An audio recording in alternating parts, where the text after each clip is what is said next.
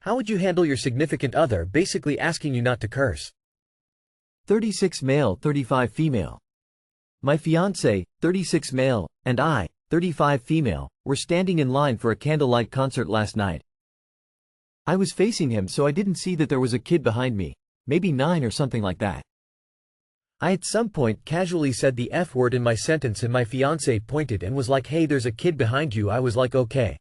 This isn't the only time he has corrected my behavior in public, which gets a little frustrating at times. NGL.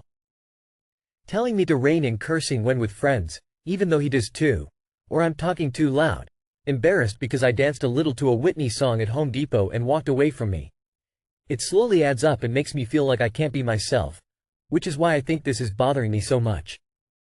I feel like I have to constantly edit myself or think about whether or not he's going to be embarrassed by me. I'm not wild, I'm just silly sometimes and don't have a stick up my booty, but I digress.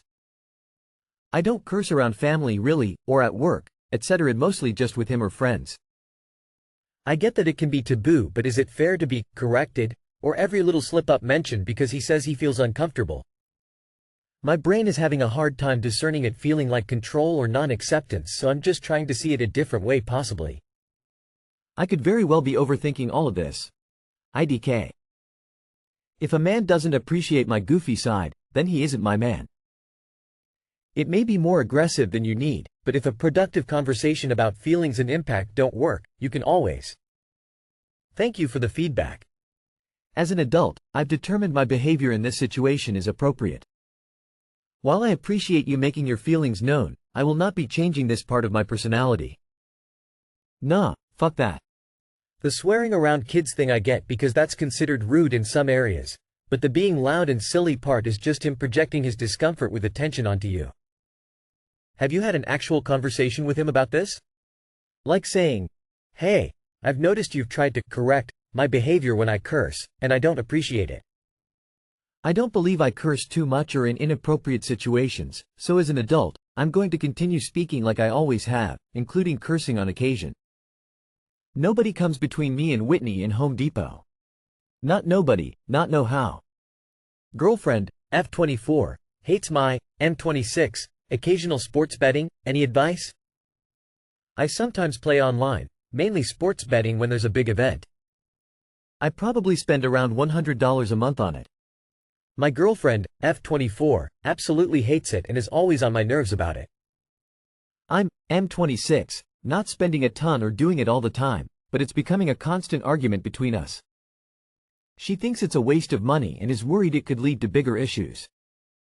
I just see it as a fun hobby. Anyone else deal with something like this? How do you find a balance or get your partner to understand? Any advice or similar experiences would be appreciated. Trying to figure out if I'm being unreasonable or if there's a way to make her feel more comfortable about it. Thanks. TL. DRI sports bet. Sometimes girlfriend doesn't like it. You keep posting this shit. I think you have a problem and can't admit it. I was spending about $25 $35 a week on an online casino. The first few times I'd cash out up money, 1 week over $800. She had no problem but expressed concern if it got bad. I went a few weeks in a row losing and I decided to delete the app. I saw a bigger problem happening if I stayed doing it. What is your with L? If you were great at it and winning money each time, she'd never complain. If you're consistently losing $100 a month, she is thinking of bills, food, things you both need that you can't buy with that money. Your girlfriend's concerns are completely valid. Gambling is one of the things that can easily lead to addiction and breakups. But it shouldn't be a problem as long as you have a strict schedule for it. $100 a month doesn't sound bad, either, as long as you and your girlfriend aren't suffering financially from it. Although, you might have to come to an agreement to where it's lower. That's $1,200 a year short trip? If you're fighting your spouse over it, it's probably already an addiction. She's heard, like everyone else, how this can become an addiction. Families destroyed, etc. Why should she risk it? She should dump you if it concerns her. Boyfriend, 30M, of 5 years won't discuss marriage, engagement with me, 27F. What do I do? Edit. I feel as though I am growing resentful due to waiting. Many of his friends and my friends are engaged within 1-2 years of dating. I know every relationship is different, and I can't help but feel jealous. This is definitely a me problem, but I am worried that it's ruining our relationship. Hi all. My boyfriend and I recently got back from an overseas trip. Everyone I know was convinced he was going to propose to me over there. 6 months ago, his mom even got a ring sizer and recorded the size of my ring finger and asked what kind of engagement ring I want. All of his friends also told me they thought he would propose to me on this trip. We were away for 2 weeks. The holiday was perfect and we really enjoyed it, however the proposal didn't happen. On the last night of our holiday, I asked when he thought we would get engaged. He said he doesn't want to talk about it and refused to give me an answer. He knows I don't want children before I get married. I reminded him of this after I asked about getting engaged and he got mad that I was giving him an ultimatum. Again, he refused to discuss marriage with me. I know for a fact it won't happen within the next few months as we work opposite shifts and only get a few days off together every 10 weeks. We have agreed that we want kids in the next few years, but it's really important to me that I am married before becoming a mother. We own a house together, but I am sick of waiting and sick of him not talking about it. IDK, what to do? I feel as though most other guys would have asked by now. We are financially well off due to our jobs, own a house together and have been together for more than half a decade. Am I wasting time? I would absolutely reevaluate the relationship if you want marriage and kids and he won't talk about it. That's kind of a problem. I don't think he wants to get married. Damn it. Never buy a house with a man you aren't married to. Honestly, you're tied down now. Unless you have the money to buy him out of the mortgage or vice versa, you're financially stuck. Lots of guys push for this when they don't want marriage, just like they push for getting you pregnant beforehand. You're tied down and stuck to them for a long time, and they don't need to marry you, because we're basically already married, we have a house, kid.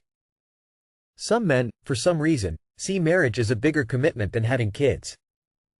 I think you need to make sure you're on the same page and marriage is definitely on the cards, otherwise you may need to explore your options.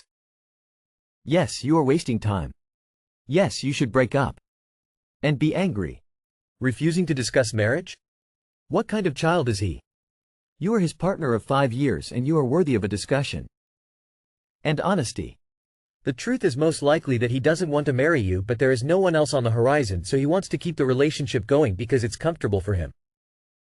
Don't let him take your fertile years with no commitment and a refusal to discuss. Why would he get married?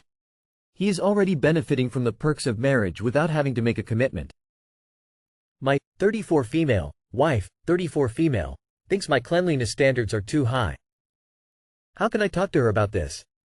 My wife and I, both 34F, have been together for 15 years, married for 5. I used to stay at home and take care of the house, the animals, most meals, chores, etc. This was sometimes kind of stressful because I have ADHD and have trouble finishing tasks, and not contributing to the house financially brought me a lot of guilt. However, things were mostly functional, and my wife chipped in a lot outside of being the breadwinner by doing regular chores and cooking a lot. In the last couple of years, a lot has changed. She had a major depression and some unrelated trauma. Her depression affected her work so much that she lost her job. I got a job a few years ago, which really helped my self-esteem, and I switched to full-time after she lost her job to keep things afloat while she job hunts. The problem is that now, I'm underwater with the mess. It is both dirty and untidy. She expresses a lot of guilt for not doing a lot with chores, and I try to be accommodating, but it's hard. She asks for me to give her lists so she knows what to do, because she claims she can't see things that need to be cleaned without help.